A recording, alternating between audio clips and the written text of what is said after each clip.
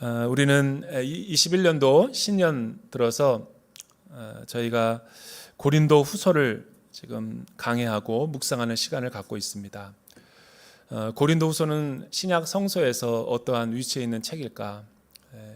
바울은 13개의 바울 서신을 썼죠. 그 가운데 하나가 바울 서신 가운데 고린도 후서인데, 다른 서신들과는 달리 이 고린도 후서는 매우 복잡하고 또 난해하고 문맥이 서로 앞뒤가 안 맞는 그런 구절들로 가득 차 있는 것을 보게 됩니다. 그래서 이 1장부터 13장까지 앉은 자리에서 한번 다 읽기가 이 녹록치 않은 책이 바로 이 고린도 후서입니다. 고린도 후서는 크게는 사도행전 17장서부터 20장까지 사도 바울 3차 선교 때의 그런 상황 속에서 기록된 서신이고, 특별히 고린도 후서 이전에 고린도 전서의 전반적인 이 문맥과 상황들을 이해하지 않고 읽을 경우에는 굉장히 난해한 성경 중에 하나입니다. 그래서 우리가 바울 서신 가운데 고린도 후서를 읽을 때는 앞뒤 문맥을 이렇게 자세히 조망하지 않고서는 쉽게 이해될 수 없는 내용으로 가득 차 있다라는 거. 그러나 고린도전서를 이어서 후서를 잘 읽기 위해서는 이 고린도 후서에서 나타나는 두 가지 특징이 있는데, 이 챕터마다 여러 가지 지명들이 나타나고 있습니다. 이 지명을 따라서 읽으면 굉장히 또 길을 잃지 않고 읽을 수 있고, 또 하나는 이 소단락과 주제들이, 중요한 주제들이 이 고린도 후서에 나타나고 있는데, 그런 것을 디딤돌 삼아서 바울이 말하고자 하는 바가 무엇인지를 자세히 우리가 관찰하게 되면 영적인 메시지를 저희가 잘 읽을 수가 있습니다. 이전 시간에도 이야기했지만 사도 바울이 고린도 후서를 쓰게 된 배경은, 사도행전을 보게 되면 아덴에서 3차 선교 여행을 하다가 또 바울의 사역의 원리는 한 곳에서 오랫동안 머물고 복음을 전도하고 또 복음의 씨앗을 뿌리는 그런 사역의 원리가 아니라, 초대교회가 막 일어나고 있었던 이 개척의 당시였기 때문에 바울의 부르심은 이방인의 사도로서 복음이 뿌려지지 않은 그곳에 복음을 전하는 그런 사도의 역할과 부르심을 받았다라는 것을 주목해 볼 필요가 있습니다. 아덴에서 선교를 하다가 그는 이 고린도로 가서 복음을 전하게 되죠. 그런데 다른 교회와 달리 이 고린도 교회는 너무 어린아이와 같은 유순한 마음으로 바울이 전하는 복음을 너무나 잘 흡수하고 적용하여서 교회가 급성장하게 됩니다. 어린 교회지만 바울이 개척한 고린도 교회는 급성장하게 되고, 많은 은혜도 있었지만 또 반대로 많은 시험과 많은 논쟁도 있었던 교회가 고린도 교회이죠. 고린도라고 하는 지역은 아덴과 에베소, 이 고린도라고 하는 이 서로 트라이앵글과 같은 지대에서 굉장히 작은 로마의 소도시, 미니어처 같은 도시였고, 늘 로마를 동경하는 사람들이 많았고, 사람들의 숫자도 많을 뿐더러 고도로 발달된 경제와 무역의 중심 도시가 이 세계 도시였죠.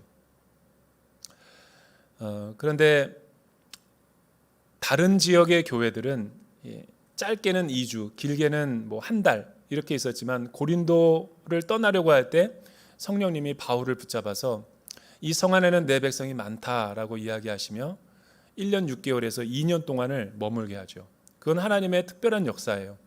영적으로 너무나 어두웠던 도시였기 때문에, 아주 영적인 거점 도시였기 때문에 하나님이 그 도시를 변화시키기 위해서 바울에게 특별한 미션을 주는 것을 보게 되죠.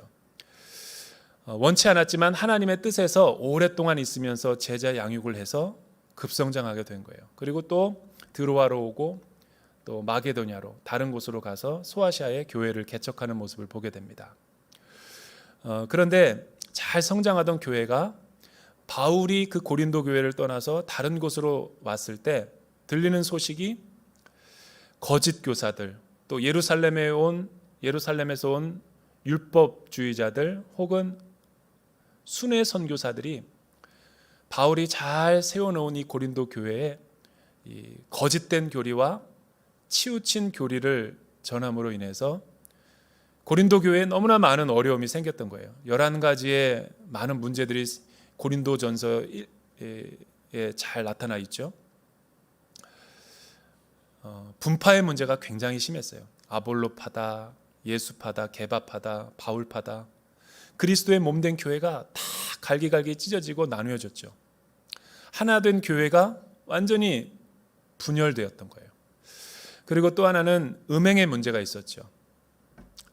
영적으로 부도덕한 일들이 많이 일어났었고, 특별히 믿는 자들끼리 서로 싸우고 돈을 빌려주고 돈을 꾸고 하면서 이 성도가 성도를 고발하는 세상의 법정에, 또 이 고린도라고 하는 지역은 여성 해방 운동이 일어났던 것 같아요. 왜냐하면 고대 세계에서 전쟁이 많았고 남편은 전쟁에 나가서 다 잃어버리고 요절하는 경우가 많았고, 특별히 이 무역 도시였기 때문에 배를 타고 먼 항해를 하고 하다가 난파하는 경우가 많았기 때문에 남편들을 잃은 과부들이 참 많았어요.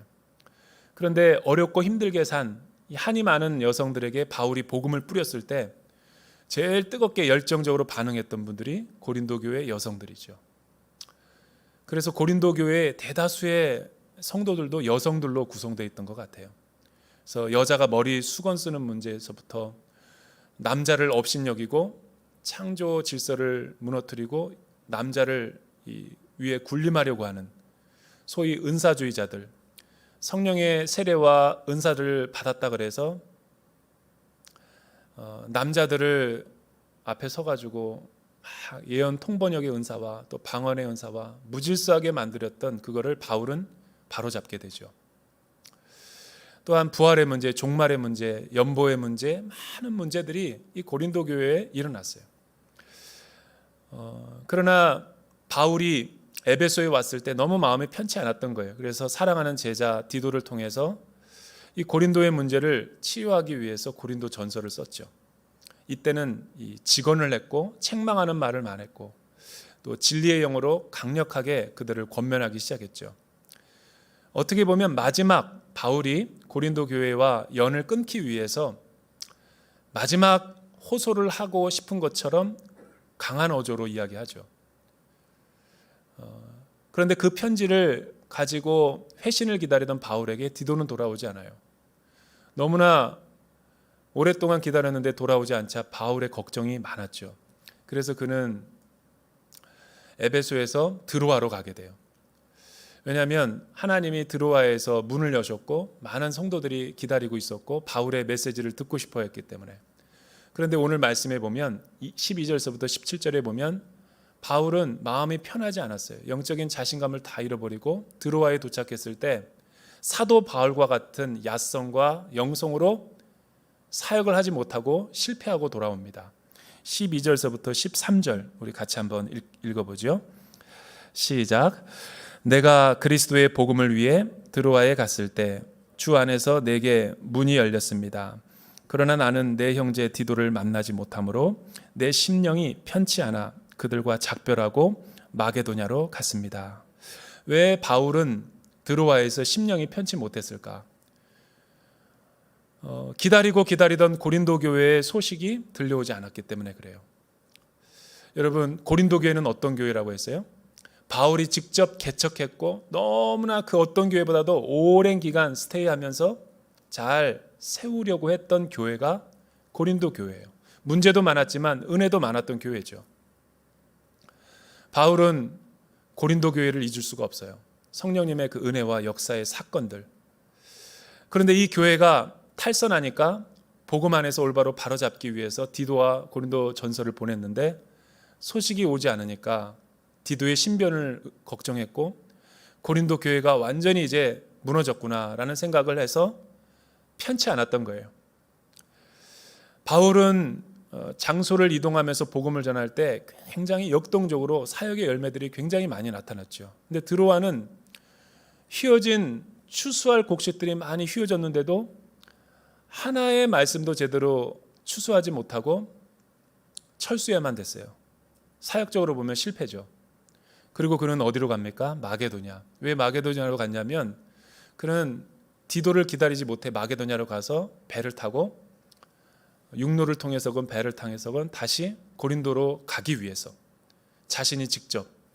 그런데 우연인지 필연인지 디도가 마게도냐에서 온 거예요. 그 마게도냐로부터 디도의 소식을 듣고 너무나 기쁨과 하나님의 기쁨의 소식을 듣게 된 거예요. 사도 바울 선생이 책망했던 그 고린도의 교회 성도들이 여러 고린도에 있는 가정교회들이 바울 서신들을 회람하면서 대부분의 문제들이 다 해결됐다는 소식을 들은 거예요. 그리고 회심하고 회개하고 바울의 복음으로 다시 돌아가기로 결정한 거죠.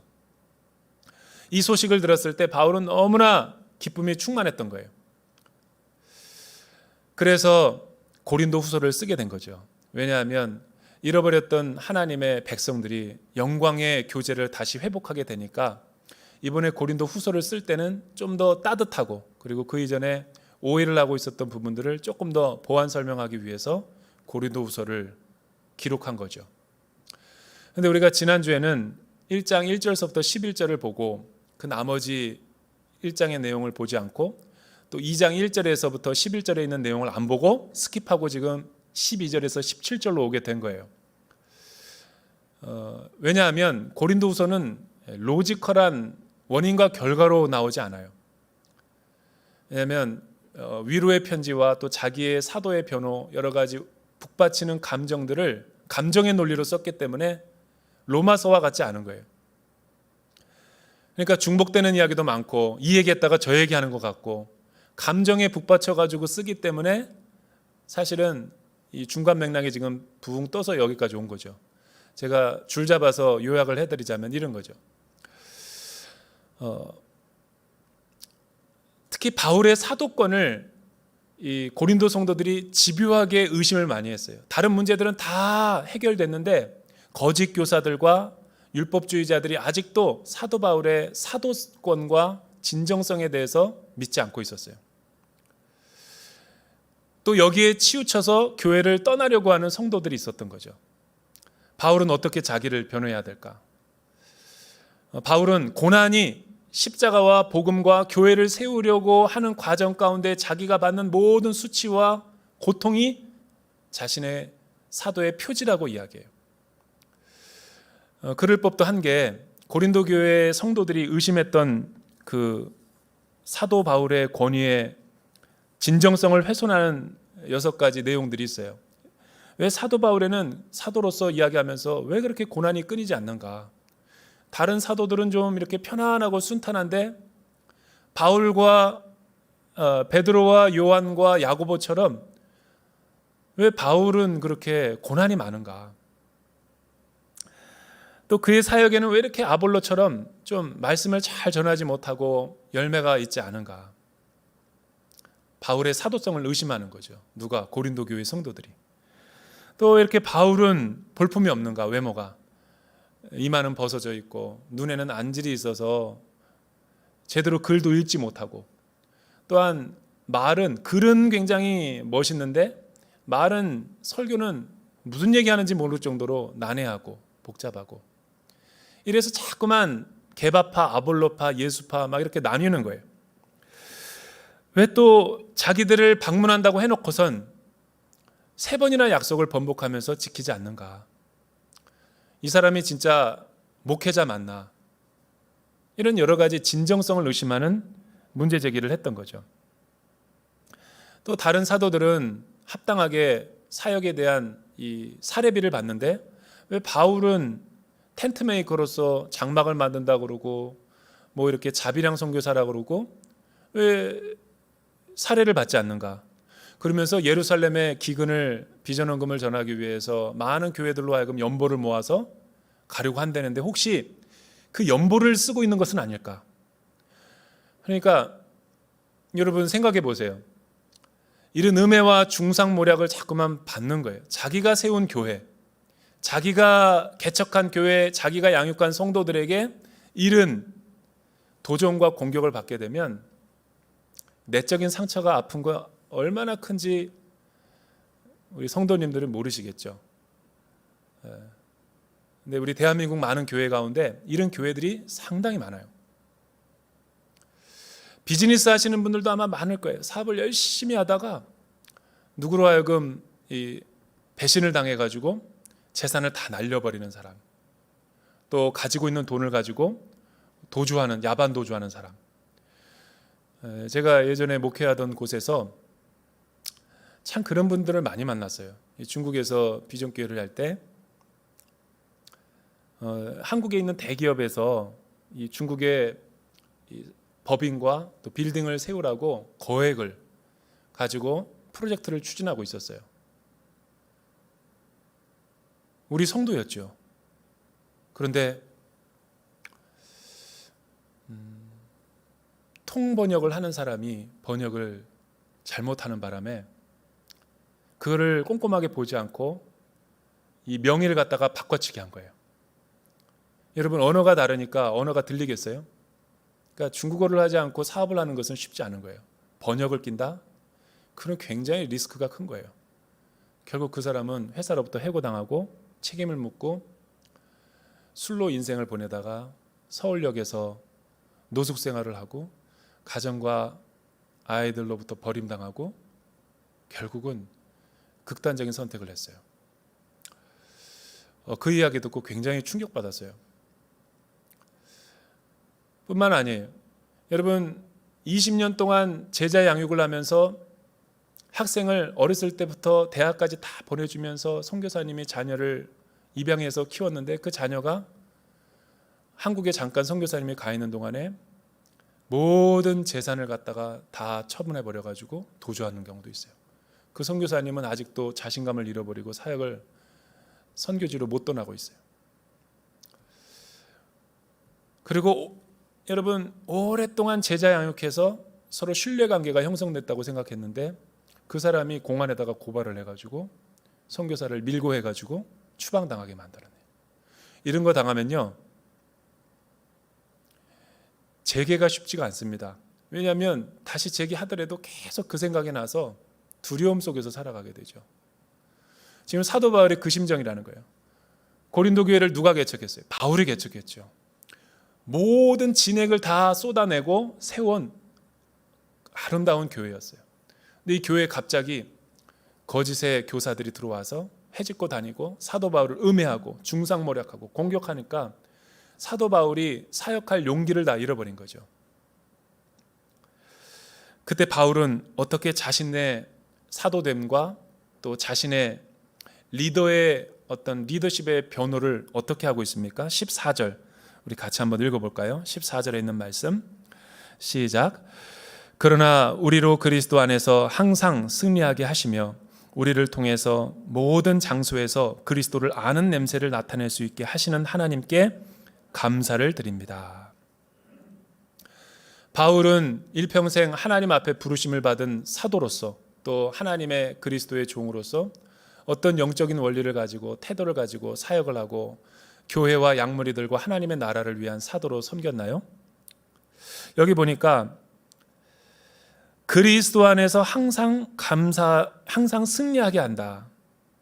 또 우리를 통해서 모든 장소에서 그리스도를 아는 냄새를 나타낼 수 있게 하시는 하나님께 감사한다. 여기서 감사한다라는 헬라어는 인도하신다라는 뜻과 동의어예요. 이건 되게 알듯 모르듯한 용어로 되어 있는데 이거는 로마의 군사 문화를 차용해서 바울이 자신의 사도됨을 지금 변호하고 있는 거죠. 무슨 말이냐면 이 고대 세계에서 로마 제국은 수많은 민족들을 정복했죠. 정복하는 과정 가운데서 이 정복 전쟁에서 승리를 하고 난 다음에 로마에 다시 한번 로마 황제 앞에 입성을 하게 될 때는 이 로마시가 레드카펫을 깔아주고 수많은 무리들을 감람나무를 이렇게 환호성을 지르게 하고 또한 축제를 열어주죠. 그리고 개선 장군들이 그 맨 앞에 서고 뒤에는 누가 뒤따라오냐면 전리품들과 또 피정복지의 포로들을 포승줄로 묶어가지고 데리고 오죠. 그리고 그 양 사이드에는 많은 로마의 군인들이 향불을 피워요. 향불. 어떤 향불이냐면 이 어떤 승리의 횃불을 높이 들면 그 횃불이 향냄새로 피우기 때문에 굉장히 많은 향내가 로마시를 진동한다 그래요. 그런데 그때 바울이 그거에 착안해서 지금 자신의 사도의 직분을 묘사하고 있는 거예요. 여러분, 여기서 반복되는 단어가 냄새라는 단어와 또 15절에서 17절에 보면 향기라는 단어가 쓰여요. 냄새는 좀 더 포괄적인 단어죠. 좋은 냄새일 수도 있고 나쁜 냄새일 수도 있고, 향기는 냄새 가운데 좋은 이미지를 뜻하는 거예요. 향수와 같은 그리스도의 향기. 왜 이야기를 하냐면 바울은 그리스도께서 개선장군이다라고 이야기를 하는 거예요. 그리고 자기는 그 예수님의 뒤를 쫓아가는 로마의 승리의 용사라는 거죠. 그런데 그 향기를 피울 때 그 냄새가 두 가지 냄새로 나겠죠. 전리품과 가축들과 포로된 사람들은 그 냄새는 죽음의 냄새예요. 왜? 자기는 이제 죽은 목숨과도 같기 때문에. 그러나 영적인 어떤 승리를 경험한 사람들, 예수님과 함께 어디에 가든지 간에 인도함을 받고 하나님 아래 통치를 받는 사람들에게는 늘 승리만 주어진다라는 이 로마 군사의 이미지를 지금 사용해가지고 이 편지를 쓰고 있는 거죠. 왜? 바울은 고린도 교인들을 생각할 때마다, 고린도 교회를 생각할 때마다, 선교를 할 때마다 늘 이런 자세와 진실된 리더십의 모습으로 하나님 앞에 부끄러움 없이 사역을 했다라는 거예요. 생각해 봤어요. 그러니까 바울은 자기가 너무나 배신당하고 음해를 당하고 없는 말도 막 지어서 교회 다 소문내고 만들어내가지고 설 자리를 없게 만든 이 상황이었지만 1절서부터 1장 11절서부터 2장 11절까지 우리가 읽지 않은 이 내용에서 뭐라고 이야기하냐면 자기는 고난 자체가, 너희들을 위해서 희생하고 고난당한 자체가 나의 사도의 참된 표지다라고 이야기하고 천거가 필요 없다라는 거예요. 왜냐하면 신실하신 하나님께서 나의 증인이 되거니와. 두 번째는 내가 왜 너희들에게 고린도 교회로 3번 간다고 했다가 말을 바꾸고 안 갔는가? 내가 예했다가 아니요 한 사람이 된 게 아니라는 거예요. 그리스도 안에서 모든 예는 항상 아니가 아니라 예만 된다라는 거예요. 내가 너희에게 못 간 이유는 사실은 너희들을 사랑해서다라고 이야기하는 거예요. 이 무슨 말인가? 다 모든 문제는 해결됐지만 아직 해결되지 않은 몇 가지 문제가 무엇이었냐면, 우리가 치열하게 싸우고 다투면 또 어떻게 감정을 변해가지고 너 사랑한다라고 이야기해요. 시간을 좀 둬야죠. 바울이 가려고 했는데 기도하다 보니까 성령님이 막으시는 거예요. 조금 더 각자의 시간을 가져라, 냉각기. 그리고 더 좋은 때를 가겠노라라고 하나님이 마음을 주셔서 디도편에 그 이야기를 한 거죠. 그래서 그리스도 안에서 성령님이 자기의 마음을 감동해서 이렇게 했기 때문에 그리스도 안에서의 예는 아니오가 아니라 항상 예가 될 수 있다라는 거죠. 아니오도 예가 되고 예가 될 수 있는 거예요. 이 바울의 심정 이해하겠어요? 그만큼 고린도 교인들과 성도들을 사랑한 거예요. 한 사람이라도 사도 바울로 인해서 실족하고 가서 보게 되면 또 서로가 얼굴 붉히고 그 사람 다른 교회로 떠날까 봐 그 한 영혼을 사랑해서 안 간 건데, 이거를 가지고 음해하고 사도 바울의 사도성을 공격하는 거죠. 저는 이 말씀을 묵상하다가 온누리 교회의 사역 원리가 생각났어요. 우리 장로님들도 특히 많이 알 거예요. 온누리 교회는 왜 그렇게 말을 자주 바꾸냐. 지난주에는 4학점을 준다고 그랬다가 지난주에는 또 2학점으로 또 줄었다가 또 다시 정정해서 4학점과 2학점으로 준다고 그랬다가, 예전에 하 목사님이 계실 때 우리 장로님들의 불평이 그거였대요.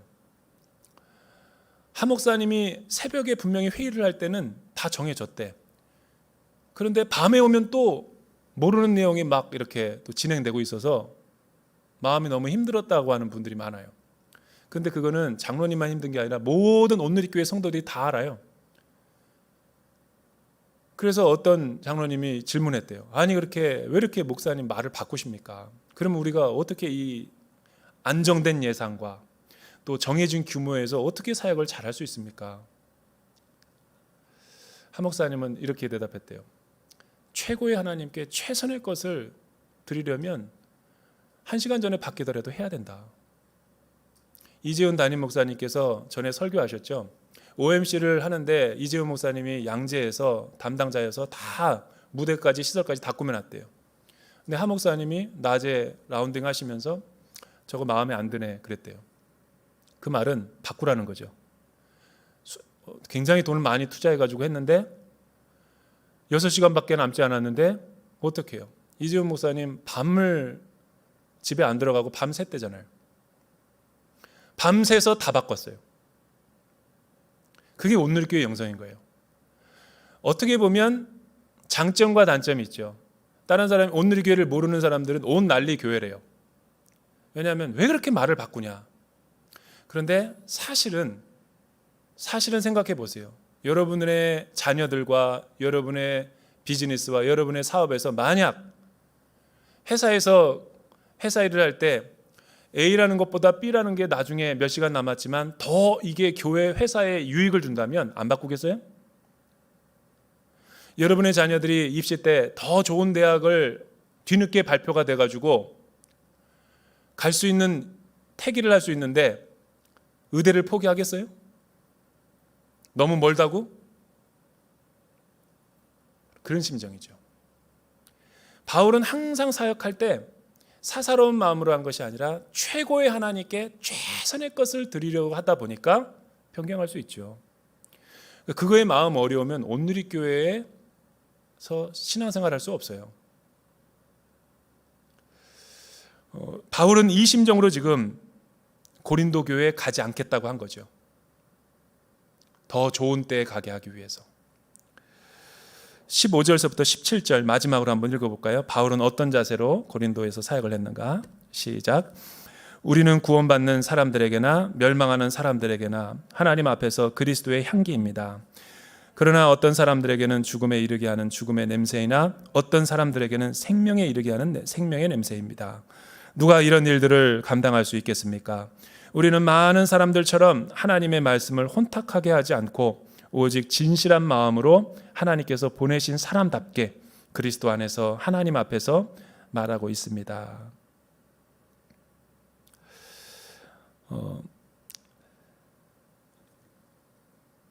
로마의 개선장군 뒤에서 향불을 들고 있는 그리스도의 나라와 승리를 위해서 향불을 들고 있는 사도 바울은 그 냄새가 승리의 냄새였어요.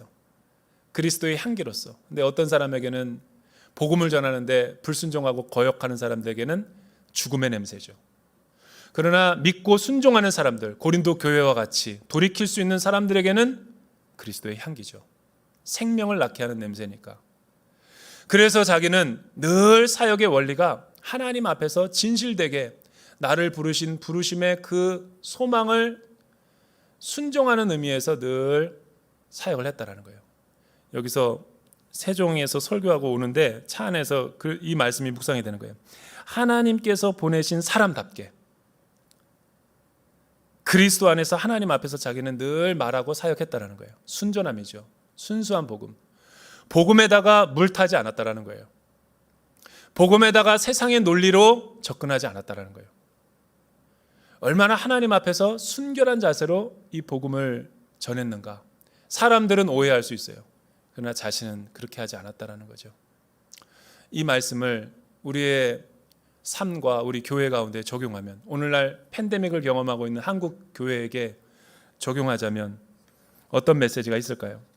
예전에 제가 이 신학교 다닐 때 20년 전이네 벌써, 이 장신대 다닐 때 이 현장 실습이 있어가지고 교회를 탐방하는 일이 있었어요. 그때 최일도 목사님이 바퍼 사역을 막 이렇게 일으켜가지고 청량리에서 하고 있을 때 제가 그 교회를 탐방했던 경험이 있어요. 굉장히 신선했어요.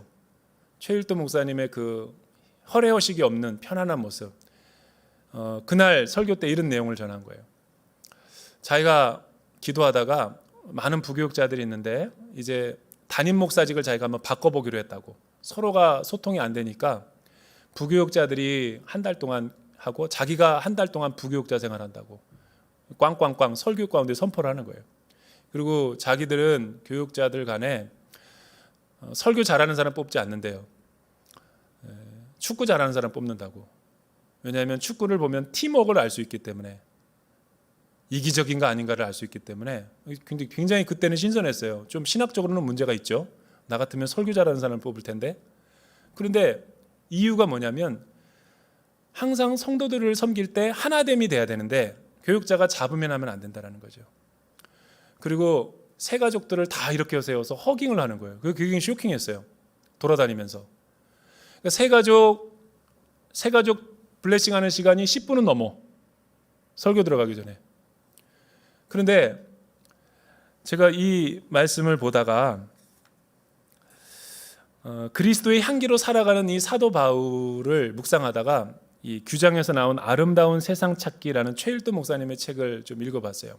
근데 이 내용에 바로 이 내용이 나오더라고요. 이 다일 교회가 막 일어섰을 때 그 주일 교회의 풍경. 우리 교회는 알리지도 않았는데 전 세계에서 매주 때마다 뭐 LA, 동경, 호주, 시드니, 싱가포르 매주일마다 전 세계에서 사람들이 온대요.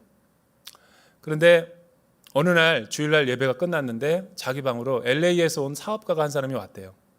그 사업가가 그냥 갈 수도 있는데 와서 뭐 선물도 해주고 참 은혜로웠다라고 얘기하면서 뭘 얘기하냐면 이 내용이었다라는 거예요. 비즈니스 때문에 왔다가 호텔에 머물렀는데 시장을 가다가 편의점도 들리고 막 사람들한테 다음 날이 주일이어가지고 교회를 가고 싶어서 교회를 좀 찾고 있었대요.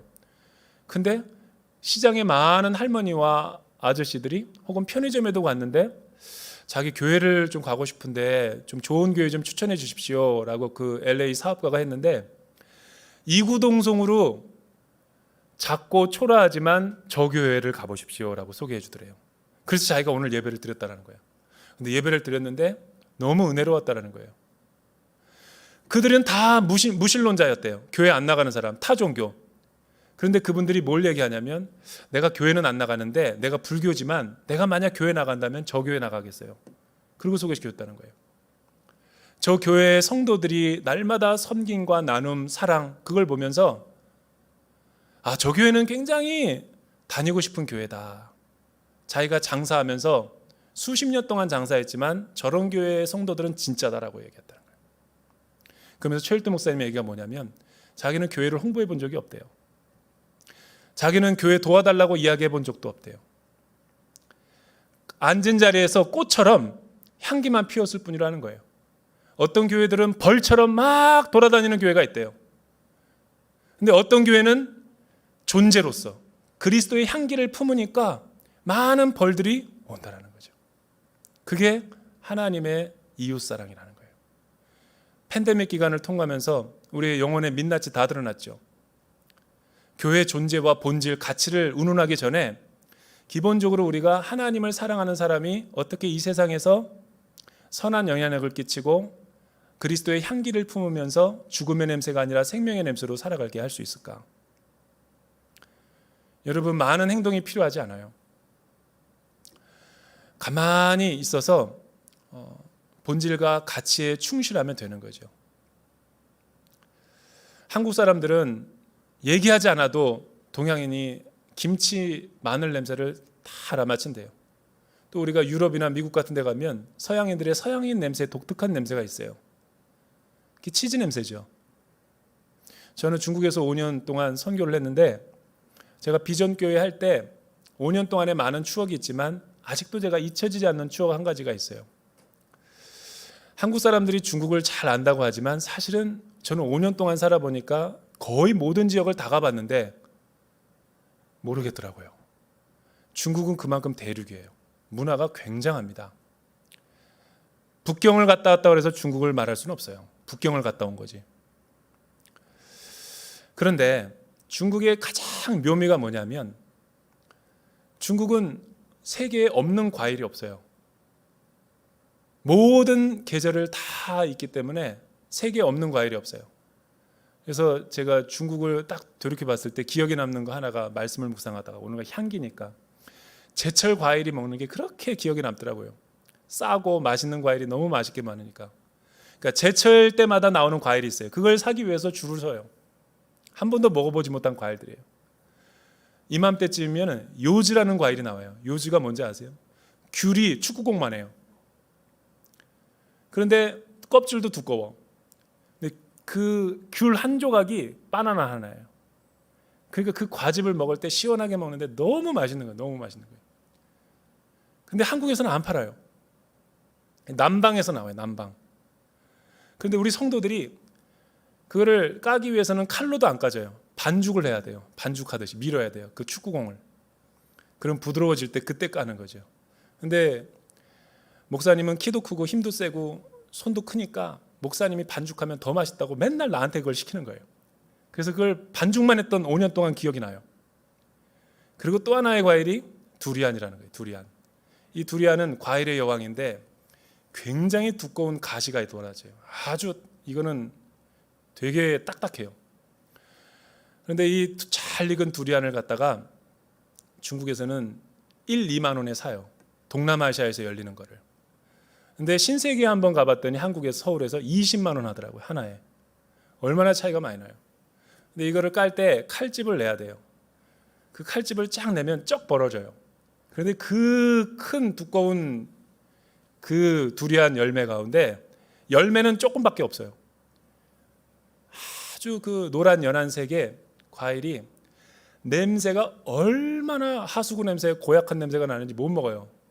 그래서 그 두리안을 제가 남방 쿤밍 지역의 호텔에서 있었는데 그거를 먹으니까 2개를 사다가 놓고 이렇게 아울렛에 가서 먹는데 복무원 1층에서 13층이었는데 올라왔어요. 먹으면 안 된다고. 1층까지 냄새가 난다는 거예요. 그래서 성도들이 되게 그 사람들이 불쾌해한다는 거죠. 여러분 생각을 해보세요. 어떻게 13층에 있는 게 복도 로비까지 냄새가 날까? 그 정도로 고약해요. 그 그리스도의 향기가 바로 그런 거예요. 냄새가 안 나야 되는데 우리의 보이지 않는 섬김과 사랑과 모든 말 한마디가 온 세상 가운데 다 영향을 주게 되어 있는 거예요. 저는 우리 교회가 그렇게 된다고 봐요.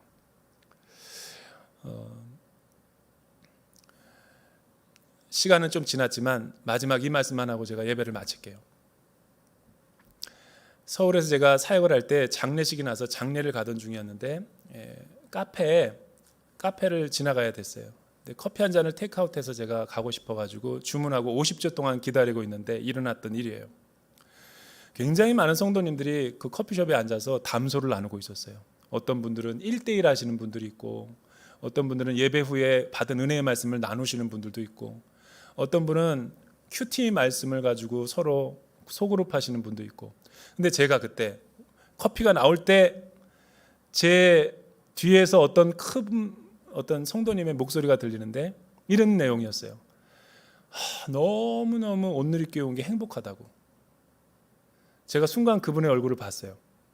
근데 그 얼굴빛은, 입가의 미소는 바로 성경에서 말하는 그 말씀이었어요.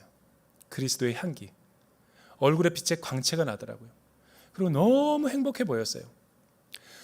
교회가 세상의 유일한 희망이 될 수 있는 것은 바로 이거를 두고 하는 말이구나.